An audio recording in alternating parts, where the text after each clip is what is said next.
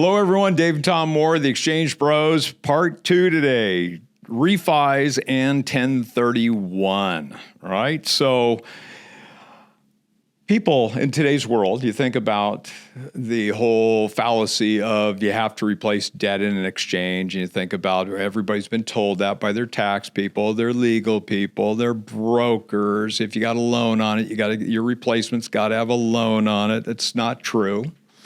Loans can go away a couple different ways.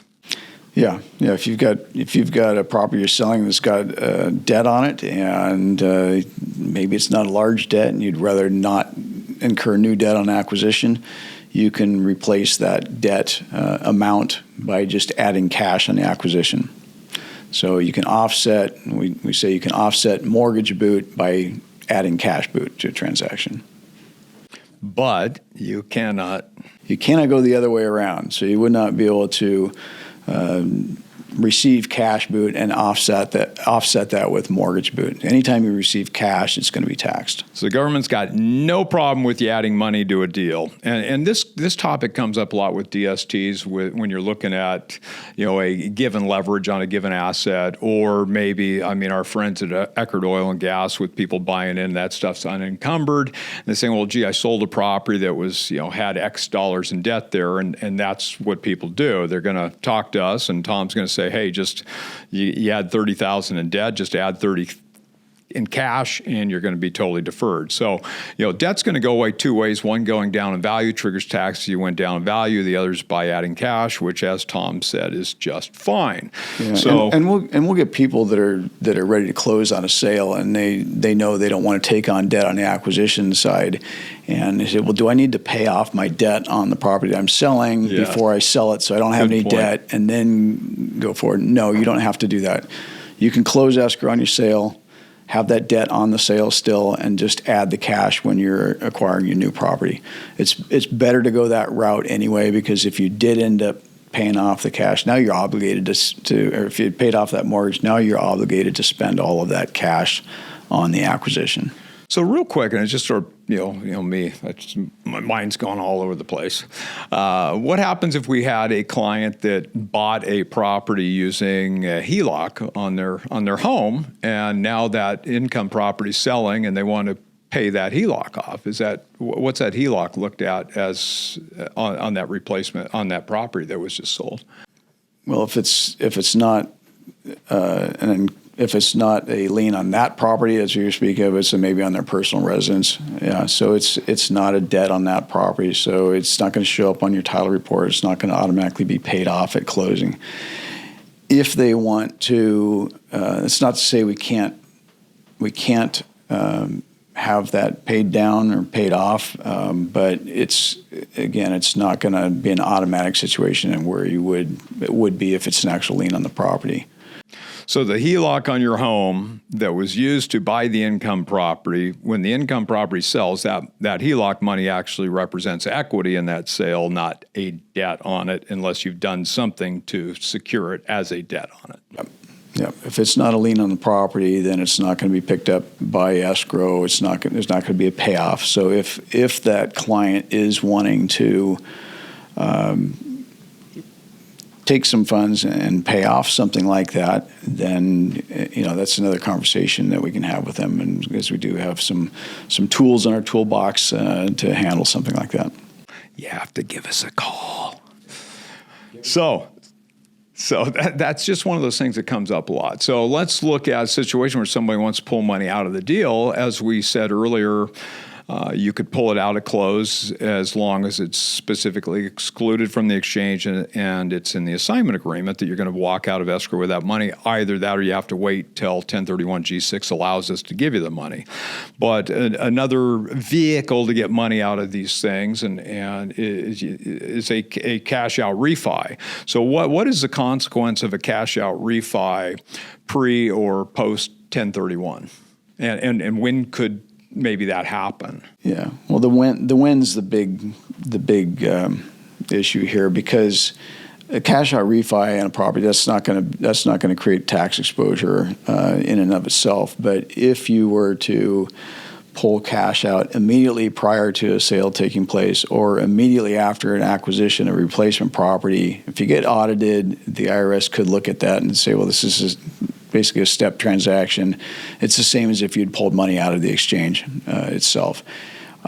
So it's certainly a good idea if you're planning to do a cash-out refi, do so well in advance of a sale taking place.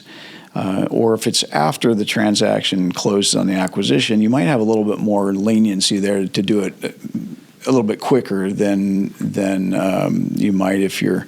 I guess what I'm trying to say, you might not have to put as much time between an acquisition and a refi, a cash-out refi and an acquisition, as you might want refi before a sale taking place.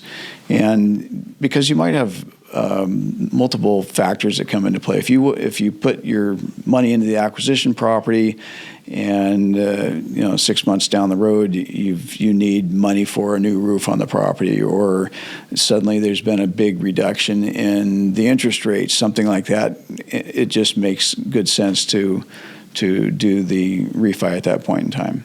So like everything in 1031, time is not necessarily the deciding factor. It's your intent and sort of based upon the circumstances of that action. Yeah, and and something else that might play into the IRS's decision on whether or not this is an issue is what'd you do with the money? If you took that money and you put it right back into the property for something like a new roof, they might be a little bit more lenient for something like that than if you took it and went on vacation. Or like it reverses. Once in a while, we'll have somebody do a refi of the property that's going away. But if you look at, so when we talk about the value equity requirements of a 1031, we call it the napkin test. And basically, you've got to go cross her up in value and equity for total tax deferral. I didn't say anything about mortgage because, as we discussed earlier, mortgage can go away a couple different ways.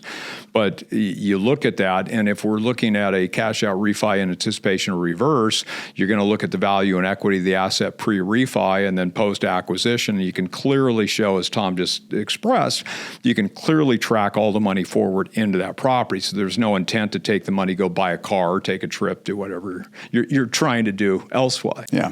It's a bridge loan situation, and as you mentioned, at the end of the transaction, if they've moved all their equity into that replacement property, then they've not gone down in equity. So that's that would be allowed. So one of the things that we just spent an hour talking about IDs. Yes, it was an hour. And I'm still going to talk about it a little bit, but you think about a situation where you're maybe giving up an unencumbered property. And as we said in that first segment, you can relinquish and receive any number of properties in a given exchange. And we might be in a situation where you have an unencumbered property that went away and you can bury all that money into a property or a couple, or you can race to get through that 45-180 and go buy 10 properties.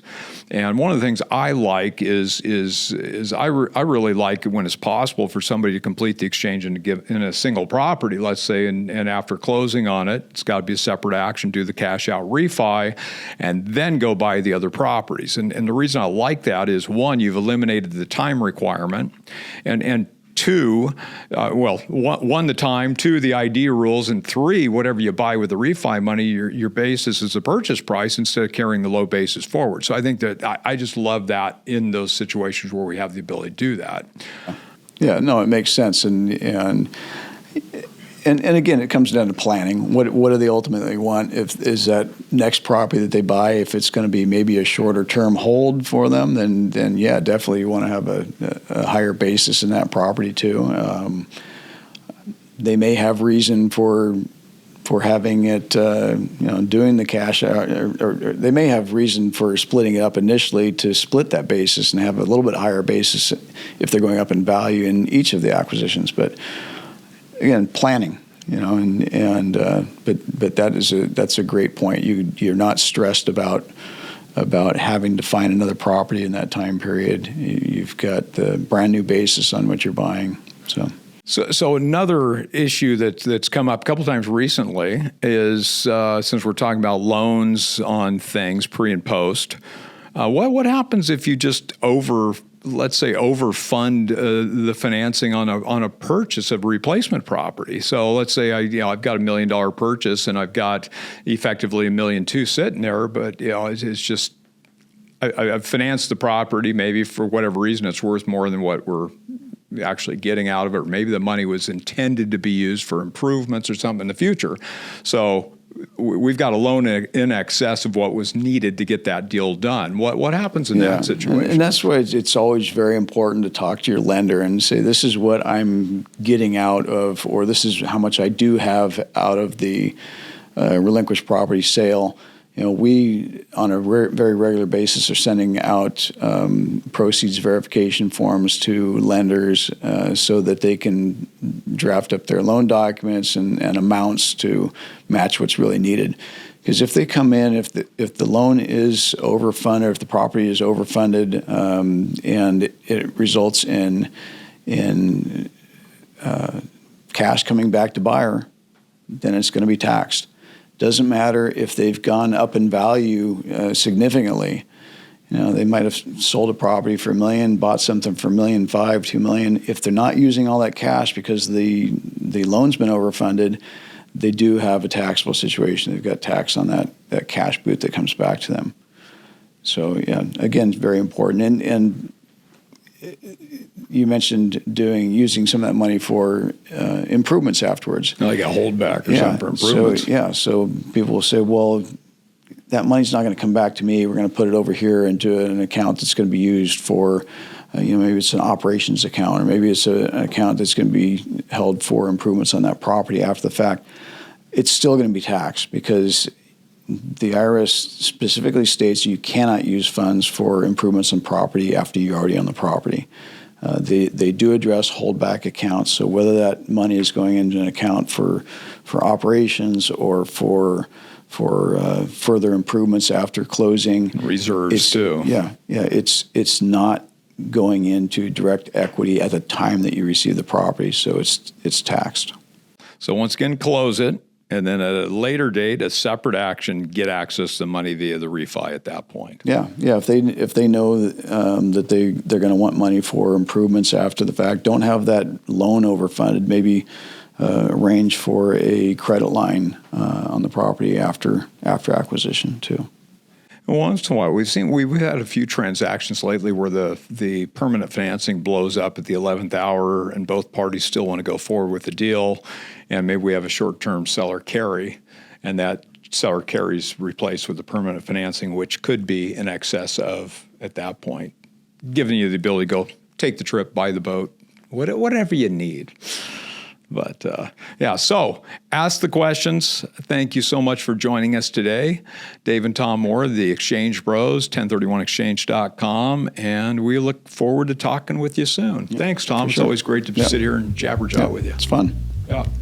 Thank you. Take care. Bye-bye.